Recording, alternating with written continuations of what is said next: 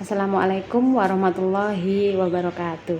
Bertemu lagi dengan Bunita dalam pelajaran pendidikan agama Islam dan budi pekerti. Pada pertemuan hari ini kita akan belajar tentang Damaskus sebagai pusat peradaban Islam di Timur Tengah, atau bisa dikatakan pusat pemerintahan Islam setelah Khulafaur Rasyidin. Seperti apa sih kisahnya? Yuk kita simak baik-baik video berikut ini. Yang pertama yaitu sejarah berdirinya Daulah Bani Umayyah di Damaskus. Hal ini ditandai dengan Khalifah Ali bin Abi Thalib yang wafat dan menandai berakhirnya masa Khulafaur Rasyidin dan berdirinya sebuah dinasti baru yaitu Bani Umayyah. Dengan pemimpinnya yaitu Muawiyah bin Abi Sufyan bin Harb bin Umayyah merupakan pendiri utama dinasti Umayyah. Dinasti Umayyah berdiri selama 90 tahun dengan sistem pemerintahan yang dilakukan secara turun-temurun. Khalifah Bani Umayyah di Damaskus ada 14 orang khalifah. Yang pertama yaitu Muawiyah bin Abi Sufyan, yang kedua Yazid bin Muawiyah, yang ketiga Muawiyah bin Yazid, yang keempat Marwan bin Al-Hakam, yang kelima Abdul Malik bin Marwan, yang keenam Al-Walid bin Abdul Malik, dan yang ketujuh Sulaiman bin Abdul Malik.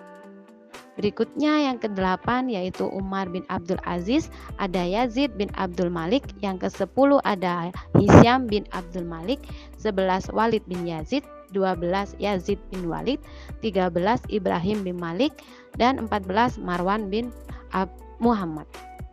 Selanjutnya adalah kemajuan peradaban Islam pada masa Bani Umayyah di Damaskus. Hal ini terlihat dalam beberapa aspek. Yang pertama ada dalam aspek pemerintahan atau politik. Di situ Khalifah Bani Umayyah membentuk beberapa diwan atau departemen-departemen. Yang pertama adalah Diwan Ar-Rasail, yaitu yang bertanggung jawab mengatur urusan terkait surat-surat kenegaraan. Selanjutnya dalam aspek atau dalam bidang hukum. Di situ Bani Umayyah membentuk beberapa lembaga-lembaga, antara lain yang pertama ada Al-Qodo, yaitu lembaga peradilan yang pemimpinnya disebut Al-Qodi, atau kalau sekarang disebut hakim. Dan yang kedua ada Al-Hisbah, yaitu sebuah lembaga yang mengurus tindak kejahatan atau kriminal. Yang ketiga Al-Mazalim, yaitu lembaga yang kedudukannya lebih tinggi dari Al-Qodo dan Al-Hisbah. Lembaga ini bertugas memeriksa atau mempertimbangkan kembali keputusan hakim yang ditetapkan oleh kodi atau hakim. Selanjutnya di dalam aspek sosial atau dalam bidang sosial. Yang pertama, Khalifah Bani Umayyah ini berhasil membuka hubungan antar bangsa Arab. Yang kedua, bangsa-bangsa yang dikuasai antara lain Mesir, Persia, dan merambah ke wilayah Eropa. Yang ketiga, melahirkan ide-ide baru khususnya pada bidang seni dan ilmu pengetahuan. Di bidang ekonomi, Khalifah Bani Umayyah juga berhasil dalam membuka jalur perdagangan dengan membangun beberapa pelabuhan. Yang kedua, mereka juga mencetak mata uang khusus.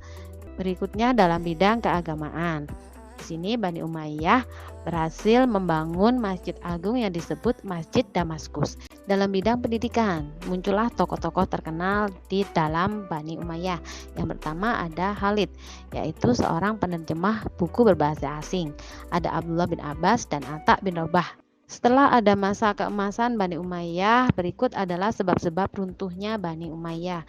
Yang pertama adalah Khalifah memiliki kekuasaan yang absolut dan Khalifah tidak mengenal kompromi sehingga penentang Khalifah berarti mati. Yang kedua, gaya hidup mewah para Khalifah yang suka berfoya-foya. Lantas berikutnya, bagaimana sih cara meneladani nilai Islami dalam sejarah Bani Umayyah di Damaskus? Bisa yang pertama dengan cara meningkatkan keimanan dan ketakwaan kepada Allah. Yang kedua bersemangat dalam belajar. Yang terakhir adalah bagaimana sih cara mengimplementasikan nilai-nilai Islami dari sejarah Bani Umayyah. Yang pertama dengan cara meningkatkan rasa cinta kepada ilmu pengetahuan. Jadi harus senang belajar ya. Yang kedua, semakin rajin belajar dan menuntut ilmu. Yang ketiga, percaya diri dan pantang menyerah. Dan yang terakhir, kita harus selalu tekun dalam belajar. Nah, kalian sudah menyimak materi tentang Damaskus sebagai pusat peradaban Islam di Timur. Baiklah, sampai jumpa pada video selanjutnya. Semoga bermanfaat dan wassalamualaikum warahmatullahi wabarakatuh.